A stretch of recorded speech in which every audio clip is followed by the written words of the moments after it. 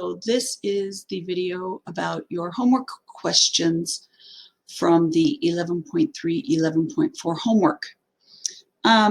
First thing we're going to discuss, well, let's go up here.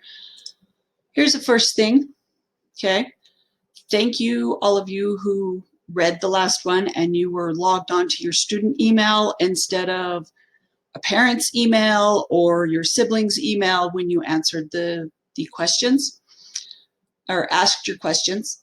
So I only saw a few emails I did not recognize, but there are about a third of you that are not asking questions, but you are giving yourselves 10 out of 10 on the homeworks. What do you think we need to do about that? Do I need to go in and deduct the points for not asking a question? Or are you going to ask questions? Okay, so that being said, let's also go down here and talk about these random, there we go. Now I'm a little bigger. Let's talk about these random policy and procedure questions that people are asking. Couple people, and I've also received emails about this. How do you find the passwords for the daily quizzes? First of all, okay, here we go. We've got the Canvas page up right here.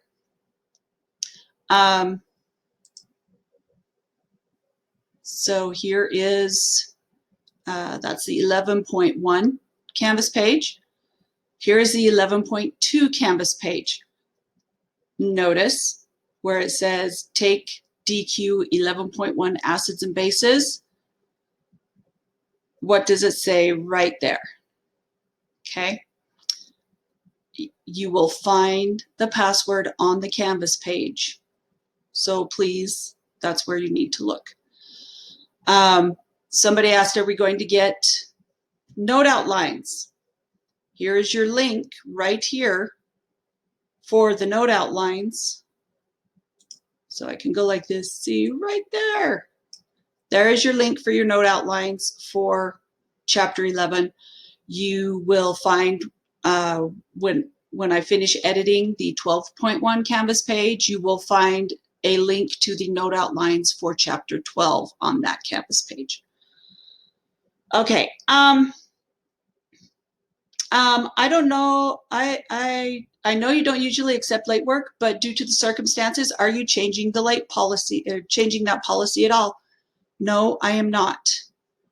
Okay. If you had read a bunch of the emails that I have sent out, nope, late policy is not changing just because we're not in class, physically in class. Class is still happening. Okay. So that still means things are due on the date that is indicated on Canvas. Please read the emails that I send out to you. This information is in those emails. Okay. It is also on the Canvas page. If we go to the home, if we go to the modules page of Canvas, here is the new at-home learning procedures. Everything is right here. Okay. This is a new term I am starting to use. This is why it is defined right here, class day. When I talk about a class day in an email or on the Canvas page, it is referring to the both A day, B day combination. Okay, so right here, 11.2, this is a class day. Both A day and B day are a class day. So that's something kind of new, but when I refer to that, I refer to class day is both A day, B day, and if something is due, it is due at 11:59 at the end of the class day, which means it is due at 11:59 on the B day. Okay. Why are we doing homework quizzes at the end of of class instead of at the beginning. I think that's supposed to be beginning. The reason that homework is due like at 11:59 on the B day instead of you handing it in at the beginning of the class period is because there is no class period on, you know, the next day. Because I know you normally come into class, hand in your homework, and I answer your questions right after you hand in your homework. We can't do that in an online class. So everybody needs to hand in their homework by 11:59 on the B day at the end of the class day. The next class day, I get up, compile all your questions together, choose the most common questions, and then I make this video and answer your questions. That way everybody gets a chance to see that, and I try to answer as many of the questions as I can. Okay, that's why homework is now due at the end of the class day instead of the beginning of class on the next class day. All right. And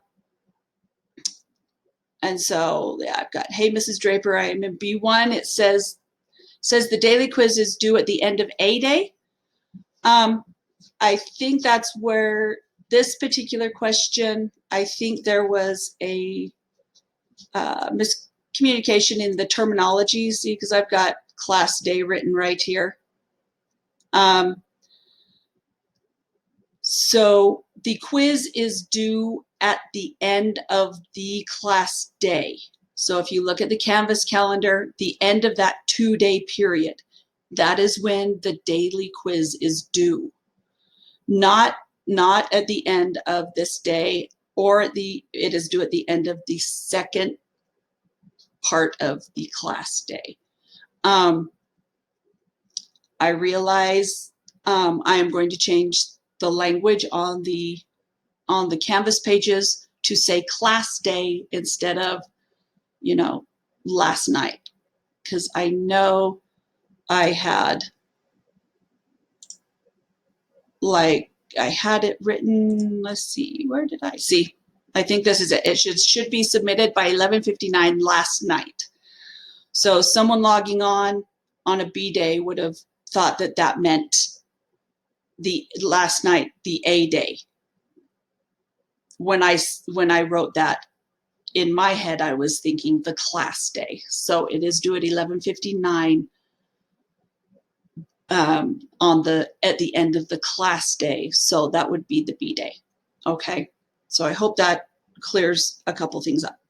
Now let's get to your to the homework questions. So we had some questions about pH. Some people are still having a hard time with this. So let's go over a little bit about pH. So the first question is, what is the relation of OH minus and H plus?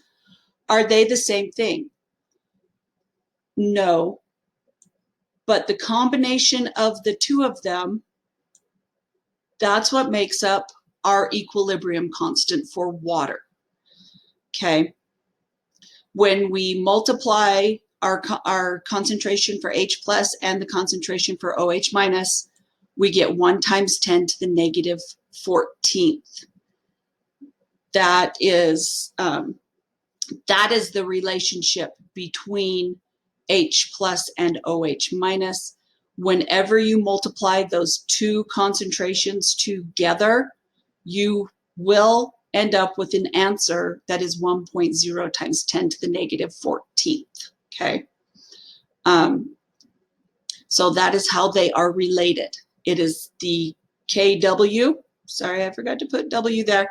The KW, the equilibrium constant of water, is what relates H plus and OH minus. Let's see. Why are conjugate bases what remain after a proton is accepted? Okay, because the conjugate base does not have that proton.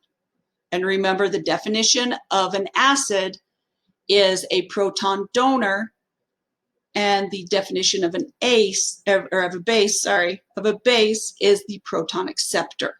So once the acid has given away that hydrogen, it doesn't have a hydrogen to give away anymore. But the conjugate base has the ability to accept a hydrogen, and that is the definition of a base. Okay, so we've got our conjugate acid and the conjugate bases. So that is what are remaining after the original acids and bases have either the acid gives up the proton and the base accepts the proton. So if you look and you because it's an equilibrium reaction, remember that the reactants are always on the left-hand side of the arrow. Reactants are always on the left, products are always on the right-hand side of the arrow, okay?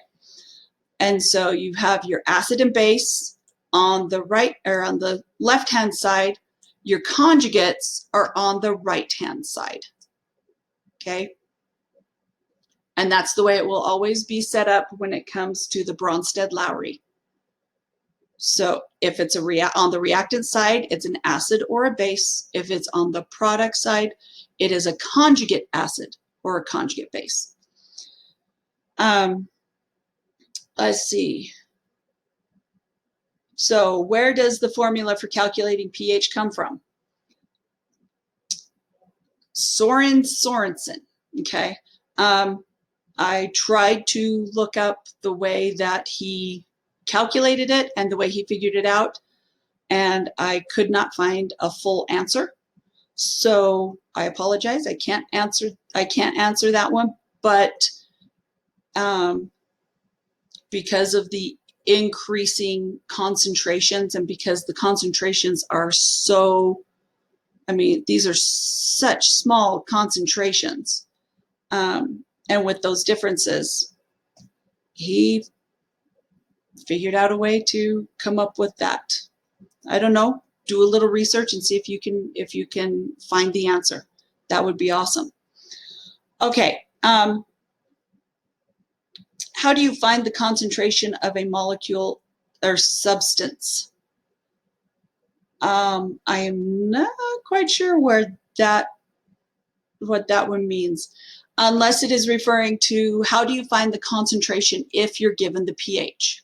Now, if you look on my YouTube channel under the acids and bases playlist, I made a short video about how to calculate concentration from pH. And I think that's the title of the video. So calculating the concentration from the pH. And I go through how the equation works. Let's see. How can you tell which side the reactants? So I think I just explained that. So reactants are always on the left, products are always on the right. That means acid base is on the left, conjugates are on the right. Okay, with conductivity, is every solution able to produce electricity? No. You have to have ions for that to work. Why does water change the pH levels?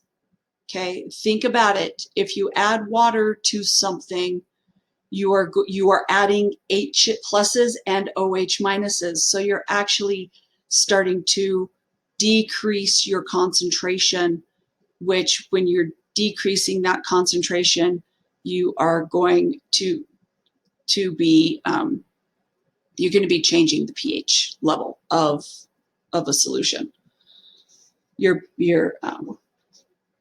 So you're diluting the solution when you add water. Okay. How do I plug pH things into my calculator to get the correct power? Remember, if you're plugging in concentrations, the numerator, you type in the numerator and then you have to put your denominator in parentheses in order to get your calculations to come out correctly and get your exponents to work out. Okay, I'm still confused on how My husband's having fun. I'm still confused on how to tell what is a conjugate acid, conjugate base, acid base, or conjugate base, conjugate acid, conjugate base. I went over that a little bit in the other question video. If you have more questions, please email me. If the pH is higher, the acidity is lower, right? Yes. So if you have a higher number for a pH value, so anything between 7 and 14, remember this is a base. Okay, these are bases. So if you've got a higher number on your pH scale, that means that the acidity is lower. If your number is between 1 and 7, these are your acids, and that means that your acidity is higher. Okay. And what it means by the acidity being higher is that your H plus concentration is higher.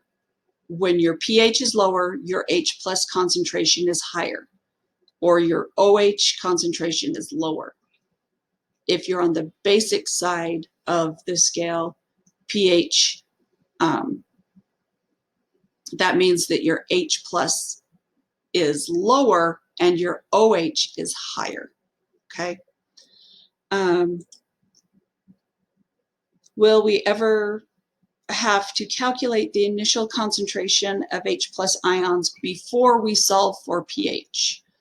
No, you do not. You will be given your H plus concentration or your OH minus concentration before you have to solve for pH, or you'll be given the pH and have to solve for the concentrations.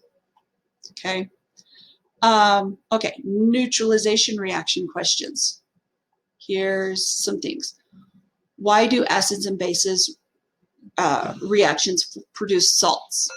Okay, there are several different acid and base reactions. It depends on the strength of the acid and base. When we have a strong acid and a strong base, our products are always water and salt.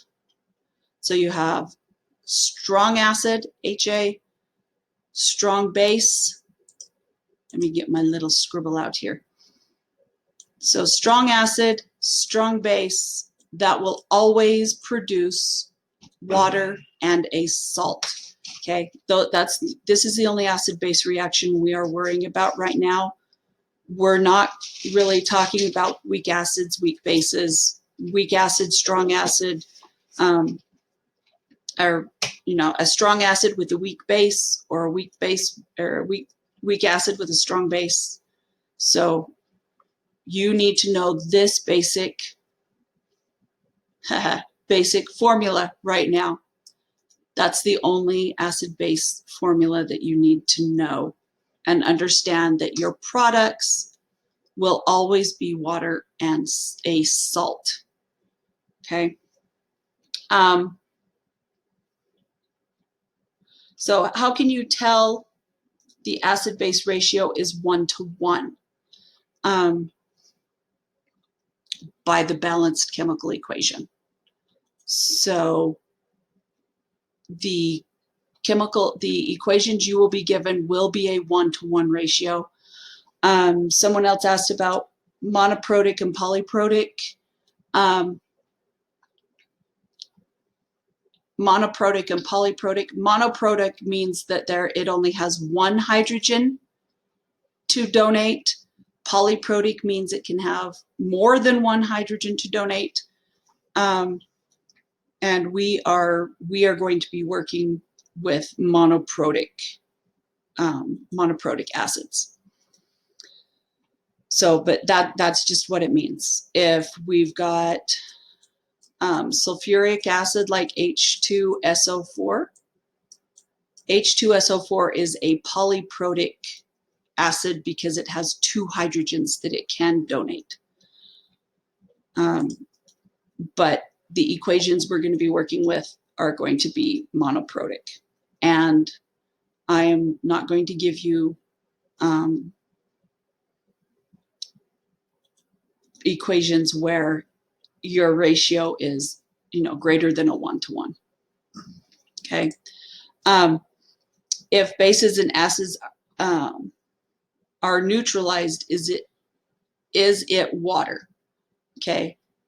No, it is not just water. It is a salt solution. Okay.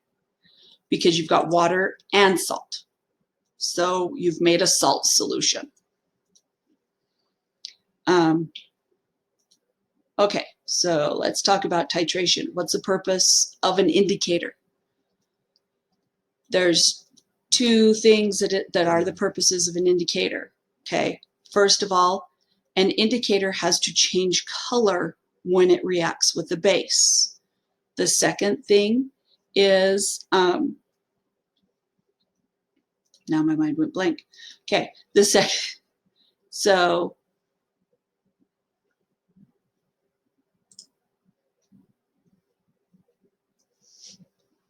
okay, it's got to react with the base and change color, and it also has to change color at a specific pH. Now, remember, indicators do not tell us what the pH is. They indicate the equivalence point. That is what the indicator is for, to indicate when the equivalence point has been reached. So they have to change color at the equivalence point. And remember, the equivalence point is when all of the acid and base has reacted with each other. So how does a titration work? So we've got, let's say, some of you probably have already done the lab for today. You've got a solution here, which would have an indicator in it. Okay, so we put the indicator usually in the flask. Up here in the burette is your known concentration solution, usually. Sometimes we have the known concentration in the flask, but we usually have acid in the flask, base in the burette. The indicator goes in the acid, and then the indicator does not react with the acid. So let's say here's an acid, here's my little acid molecules in here, okay? And then I've got indicator molecules in here. And they don't react with each other. So you've just got these, so you've got a solution of acid and indicator in here. When we start adding the base, you would notice that as the base drips down, so if I have my little drips of base, here's my base drips. When they go into the acid in here, when they hit here, when the base hits, the indicator molecules are attracted to the base. And you would notice that you'd get this like pinkish cloud right here. And then as the solution keeps getting stirred, it disappears. You guys have actually done this reaction on the little spot plate. Remember, you had clear solution and then you added the phenolphthalein and it went bright pink, and then you added clear solution again and then the pink disappeared. That was this same reaction. So what happens though is the base much prefers to react with the acid than the indicator. That is why the color, the intense color that ends up being like right here where the drop hits, that disappears. Then So if I've got my acid, see, and then I have my acid base, because as the acid bases, so I've got my new salts, the ABs, which are acid base, I have my salts, and then I've got water that is the number of water molecules is increasing, as is the number of the salt ions in the solution.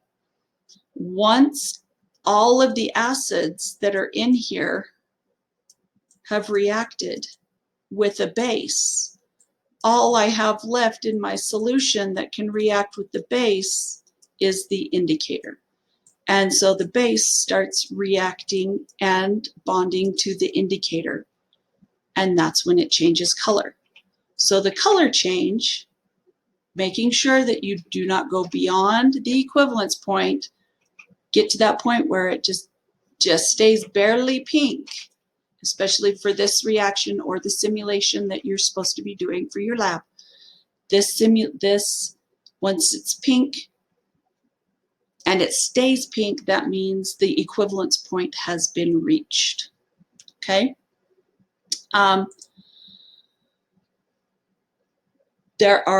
We've got acid base. Somebody asked, what are the types of titrations? We've got acid base titrations. We can actually use titrations to determine what is in a compound. There's several different types of titrations. We are only going to worry about acid base titrations. Do titration problems require mathematical calculation? Yes. And this is something you're doing in your lab. And it is something that is also on the worksheet that is due on Monday at 11:59. So this equation right here is your titration equation that you're going to be using. Notice it looks familiar. It looks exactly like the concentration calculation equation that we used. Remember, the M1V1 equals M2V2. It's the same equation and it works the same way. So MA is your molarity of your acid. VA is your volume of your acid. MB is the molarity of the base. VB is the volume of your base. So what you are going to do in a titration calculation, you will be given 3 of the variables and you have to solve for the 4th. Okay, that's the titration calculations you will be doing.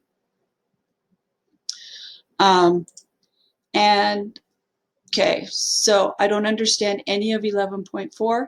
What if equations are not a 1-to-1 ratio? Can you explain how titrations work in a different way?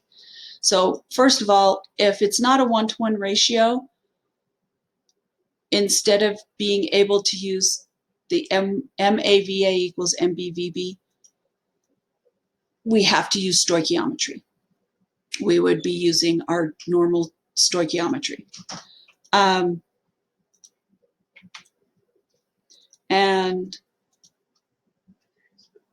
We can, and it's like, can you explain how titrations work in a different way? I'm not quite sure what that part of the question means. I don't know if they're referring to different types of titrations or titrations, or if there is another way to explain it. I hope that the way I explained it helps. So let's see, that is all the questions. Please ask your questions, and I hope that everything's going okay. Please email me if you have any other questions. I will be answering emails up until 5 o'clock in the evening. After 5, if you send me an email after 5, I will answer it the next morning. Okay? So I hope that this helped, and we will see you later. Okay, maybe you'll see me later. I don't know.